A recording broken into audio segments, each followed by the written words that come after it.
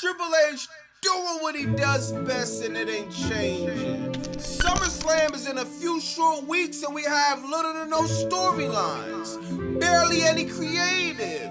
Fans of the Fed hope it gets better and we keep waiting. Oh, this is making me upset. What are you doing, Paula?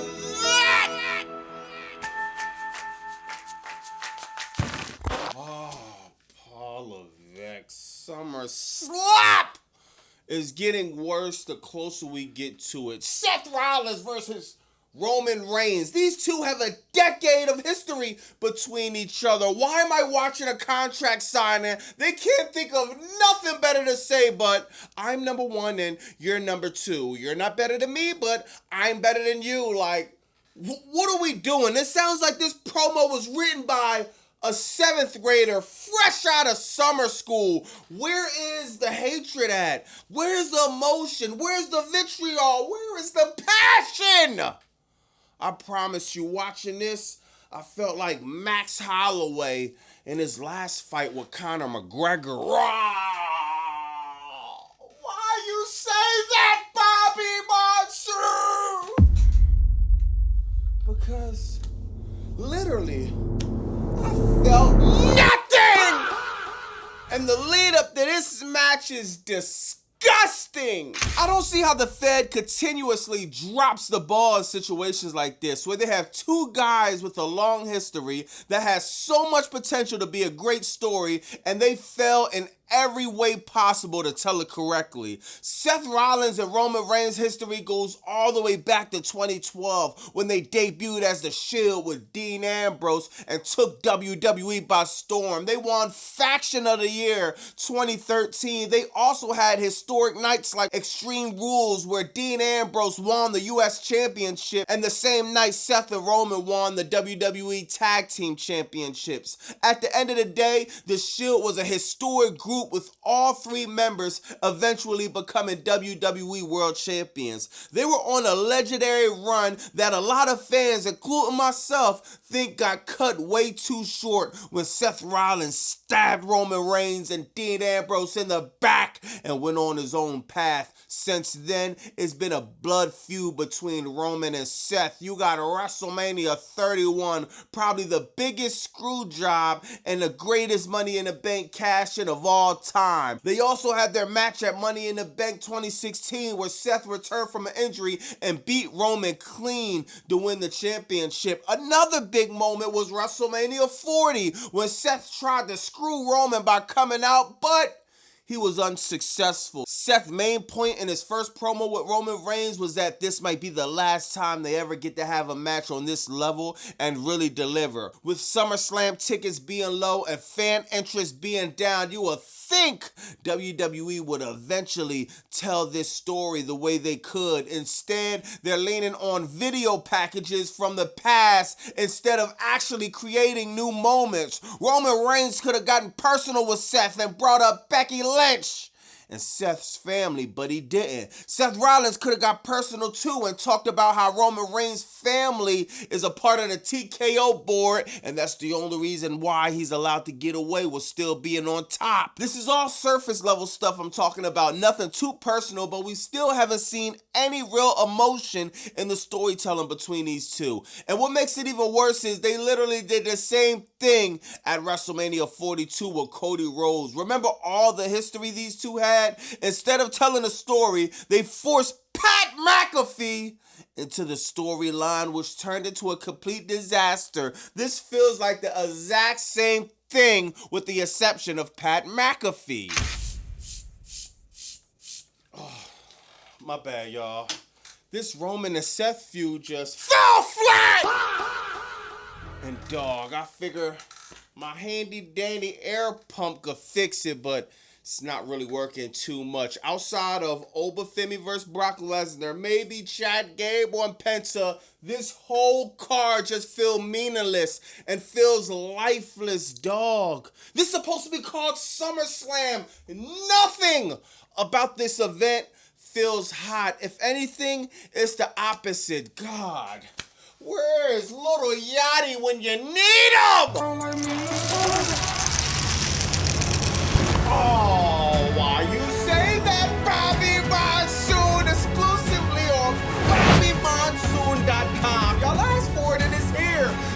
you say that t-shirt? I want to thank everybody that's copping the merch, that's liking, commenting, subscribing, hyping, everybody in my lives multiple times in the week, all the people in the chat. I want to thank everybody, man. Y'all really helped the channel grow. Thank you from the bottom of my heart. BobbyMonsoon.com. And why you say that shirt now? Back to the content!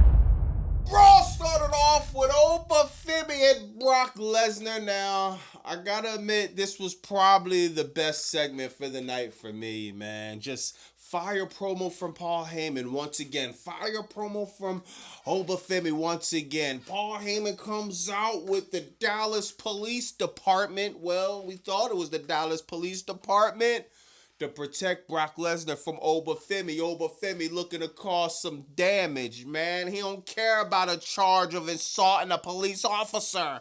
He starts beating them all up, man. He's flying these guys all over the place, throwing them out the ring like rag dolls, man. He cuts a passionate promo to Brock Lesnar. He says, Hell in a Cell. A few weeks, no more running, no more hiding, no low blows, just you and me, man.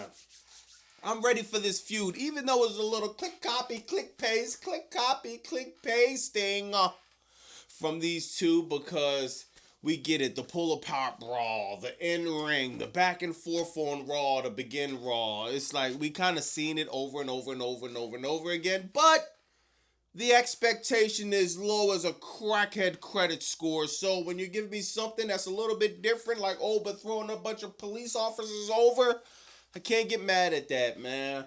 I like the promo from these two. I think this started off Raw on a cool note, you know what I mean? Unfortunately, since then, it went completely downhill from here. Starting off with the 100,462nd Roxanne Perez and Io Sky match. Oh my God. I feel like I've seen this 100,000 times already. Man, Io Sky wins. Guess what? She gets beat up by the Judgment Day again. I feel like this happened the week before, then the week before that, then the week before that, then the week before that. God, the Judgment Day needs to break up. I need to do a video about the downfall of this faction.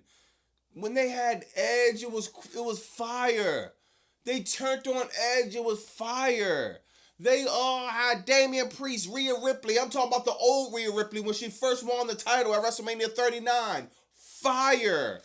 This group is a shell of themselves. Roxanne Perez, she did a pop rocks on John Cena to set him on his retirement. They've done nothing else with her since then. Raquel Rodriguez, she gets beat by everyone half her size when it counts. Liv Morgan, 0 title defenses from Miss Liv Morgan. We was on live and we actually did some research, dog. She had 7 title defenses and 3 title reigns. The first one was like 2. The second one was like 5, if I'm not mistaken. My God, WWE, Lacey Levesque! Can you do something with these women that have titles, and men too? Nobody defends titles anymore in this company. After that, you got a funny segment, man, from The Vision. And I don't even know what to call this other group, like 100% Pure Bay, Otis and Tozawa. Somehow they get some type of brawl, man. Well, Tozawa swears on his lucky stars. He thinks it's his lucky night. He's about to lay a wet one on Maxine Dupree. Austin Theory comes out with the low blow, breaks old little Tozawa heart, or I guess Otis' heart. That's who it was. I don't know. This was kind of cringe, but it was kind of a cool segment for me to watch, man. Maxine Dupree is just immaculate, like in the ring as far as like promos, her in-ring work as far as a wrestler. She came a very long way. I think Maxine Dupree is an incredible performer as a babyface, as a heel, either one. I've always been a big fan of her. I think the biggest travesty out of this, though, is Bron Breaker, dog. This was like a funny segment. Yeah, it's funny for Tozawa and Otis. It's funny for Austin Theory. But it's a little bit weird for Bron. This is Bron Breaker. I was talking about this on my live yesterday. Bron Breaker, the dog. What happened to that Bron Breaker? Like now he's in a feud with Otis and Tozawa. Oh yeah, then what happened with the Street Profits? They lost the tag team championships. You would think with SummerSlam coming ahead of us, we need some good storylines. You would think Montez Ford, Angelo Dawkins will be right there. I guess not. If they want us to be invested into the Vision versus Otis and Tozawa, they're going to have to do a lot of work and a lot of reconstructing of Otis and Tozawa's character. This is what happens when you keep two guys in catering 90% of the time. When they come out and it's time for them to tell a story, no one's emotionally connected to it. Sorry. So I got up and came back to my TV and seen Royce Keys and Jimmy Uso on there. I'm like, did somebody change the Crackdown? They had a god-awful match last time I seen Crackdown. Now I'm watching this, and it's like, oh, what are we doing? Oh, man, commercial break. They had a feud, and Adam Pearce just made a match out the blue. Like anyone on this earth asked for Royce Keys and Jimmy Uso again. Yeah, Jigga Fatu wound up pulling up in the all-black truck. Beat Royce Keys up some more because he still doesn't get it. He still thinks he's a part of the Samoan dynasty. And then you got interference from LA Knight and Solo Sikoa. And hey, what do you know? LA Knight, Solo Sikoa, and Royce Keys. The faction that nobody asked for. I didn't have this in my bingo card in 2026. LA Knight, Royce Keys, Solo, like what? And we're putting this on SummerSlam? Can LA Knight get buried anymore, bro? The Fed literally gives me a migraine watching how they book, watching how lifeless this is, watching how none of the storylines make sense. This is your second biggest card of the year, and this is the best you got? My God, who asked for Jigga Fatu and the Usos versus these three? Who? After that, you got Lyra Valkyria, Crazy Lyra, y'all, beating up Bayley. They had a segment, they went back and forth. This Lyra Valkyria character, I'm caught between this one too, because it does come off a little bit cringe, but at the same time, I see potential in it. Lyra Valkyria does a great job with her promo, a great job on the character work. She's coming off a bit believable. WWE has to do the rest of the job though. I need to see a new theme for Lyra Valkyria. Let's dim the lights a little bit. Let's have Lyra Valkyria off of TV. Walk around the airport like that. Be seen outside shopping or in the public with your new look with the rips in the holes. Make it more believable. Kayfabe is dead. Unless you actually put a little bit of effort in your character. I want to see Lyra Valkyria take this character to the next level. So by the time you get on TV, we can connect with it just that much more, man. I think this character has potential. WWE Creative needs to wake up and put their foot on the gas, bro. Stop putting everything on autopilot. Stop only telling stories Monday between 8 to 10:30. You got social media now. This is a character where you can tell the story outside of social media.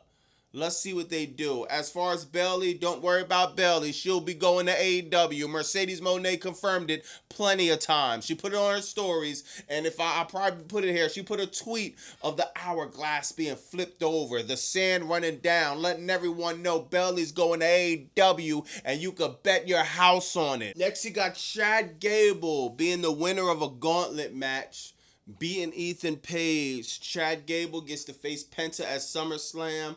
You know Chad Gable's going to win. It's in his hometown. Chad Gable coming off the AAA. It seems like they got a newfound faith in a Chad Gable.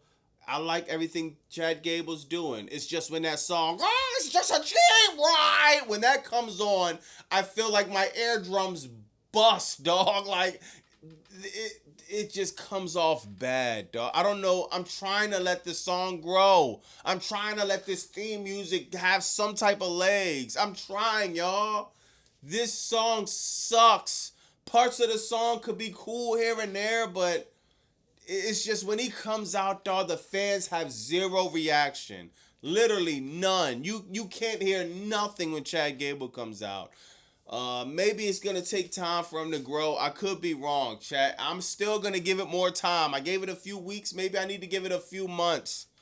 I love Chad Gable as a character. I love him as an in-ring worker. I want to see him finally win the IC title. I like what he did in the AAA match, Mask vs. Mask, dog.